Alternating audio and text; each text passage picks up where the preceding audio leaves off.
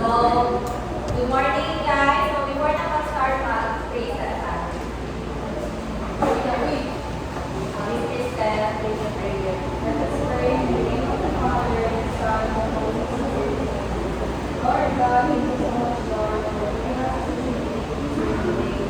Thank you so much, Lord, for guiding us and for letting us to be here. And we pray, Lord God, that as we embark on this instruction, you will guide us and sustain us and impart us with knowledge. And thank you so much, Lord God, for the reminders, Lord God, that we were able to share them with knowledge, Lord God, and you will share them to us later, Lord God. Thank you so much as well, Lord God, for good health and for successful medical, Lord God.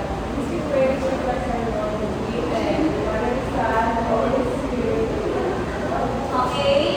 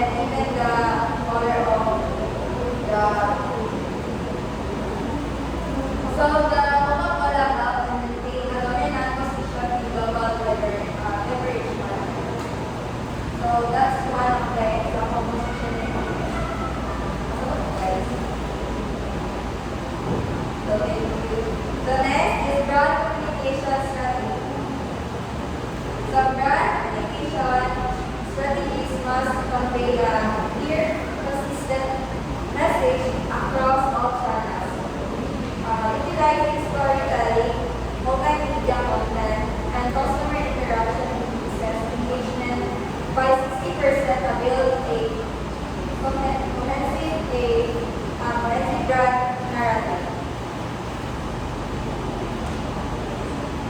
So the brand communication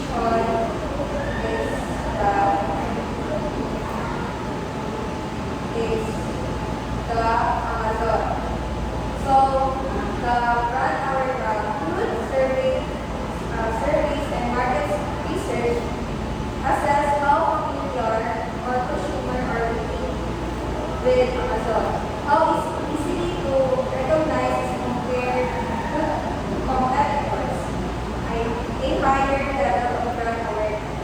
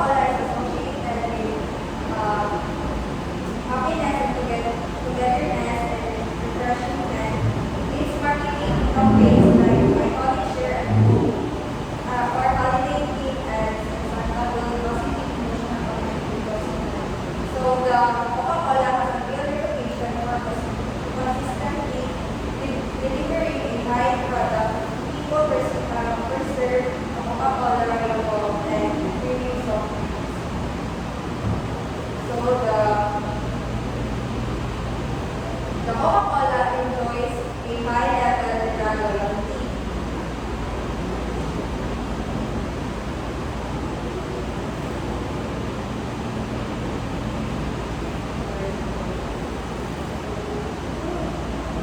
So the brand has a distinct identity, establishment, good techniques for of advertising culture, presence, and its ability to remain relevant over time.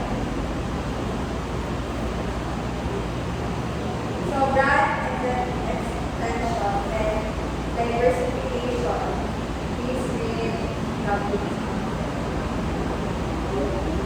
Brand extension and diversification. Brand extension leverages existing brand activity to introduce new products.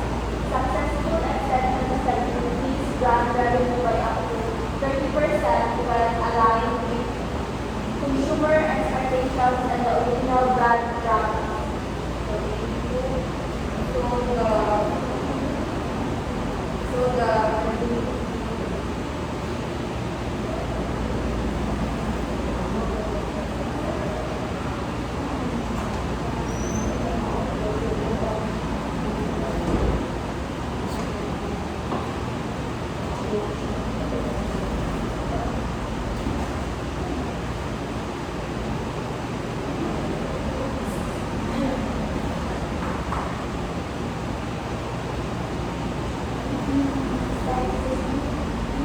So the brand extension and diversification.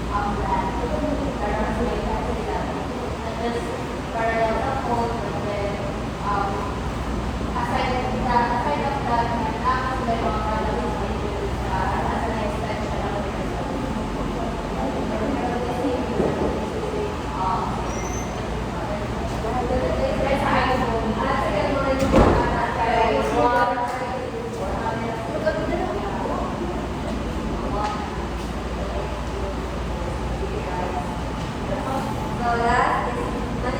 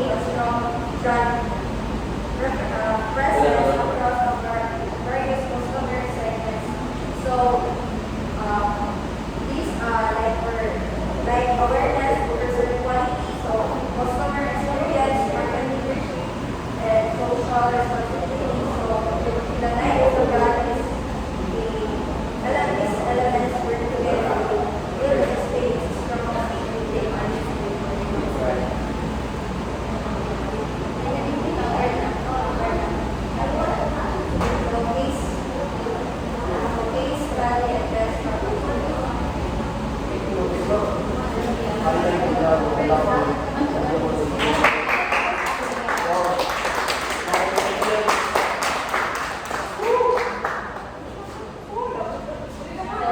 next is successful branding example. So Apple exemplifies powerful branding through its consistent brand message, emphasizing innovation and quality. While Nike's slogan, "Just Do It," epitomizes emotional branding, inspiring customers worldwide and enhancing brand loyalty. So successful branding example is, syempre, yung Apple is nag-innovate sila yearly, and also the Nike slogan which is and epitomizes their emotional branding. Next is analyzing brand failures. Wait lang.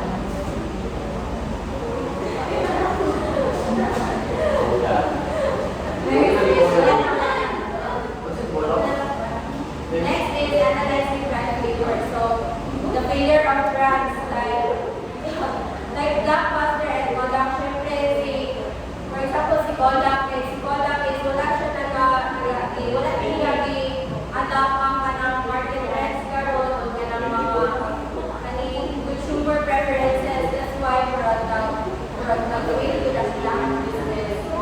Muna siya ang analyzing brand failures. Next is lessons learned from case studies. Miss Omni and Chiri. Lesson learned from these that the successful branding requires a locally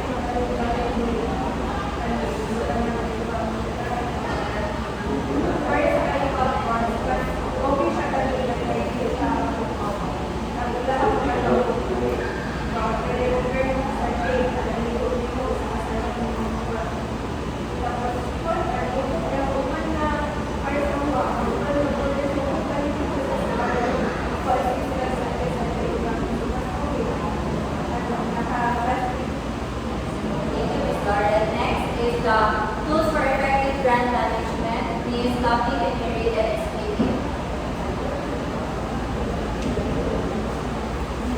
Tools for effective brand marketing. Tools like brand management software, social media analytics, and customer feedback platforms are vital for maintaining brand health.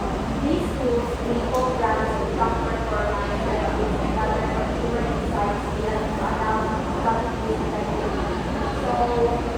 So since technologies are rising, ang mga businesses nag-adapt na din sila sa trends or technologies like nag-engage sila sa customers through social media platforms. Tapos, in terms of sa ilang brand performance sa business, nagagamit sa sila ng mga tools like analytics and customer feedback platform. Thank you, Ms. Lovely. So, that will be the end of our report. So, namin ang activity is from sharing. So, you will be sure to mag-copy na lang tayo.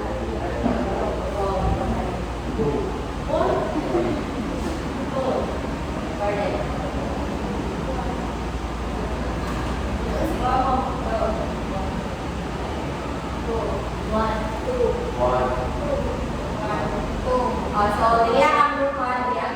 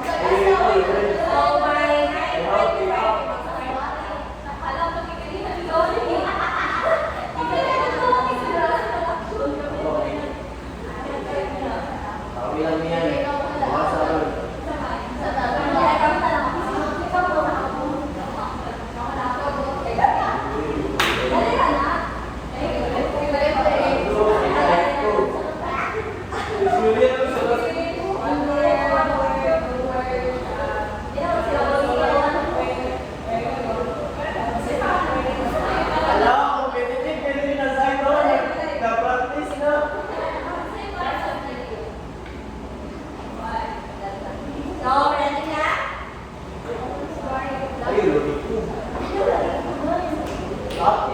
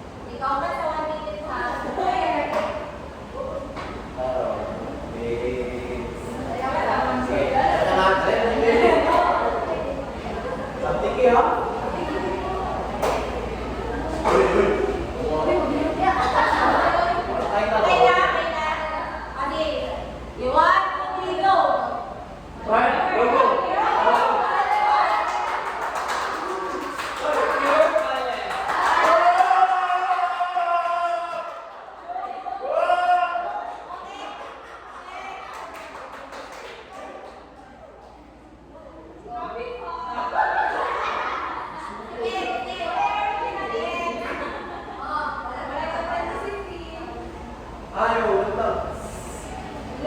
Sige, sige.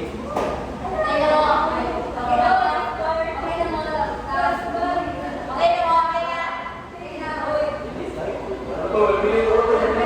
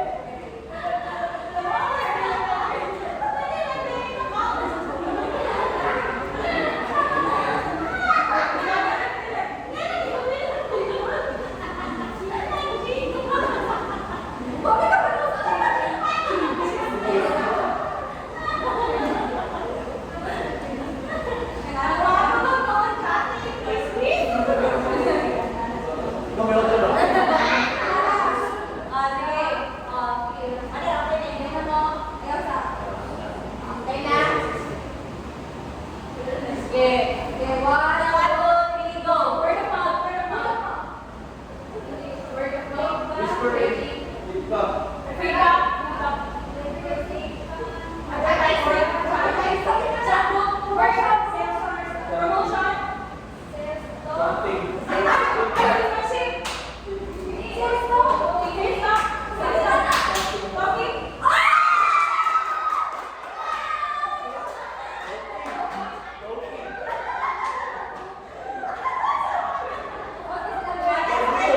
Last word na lang, Jane. No. Ilan na sila?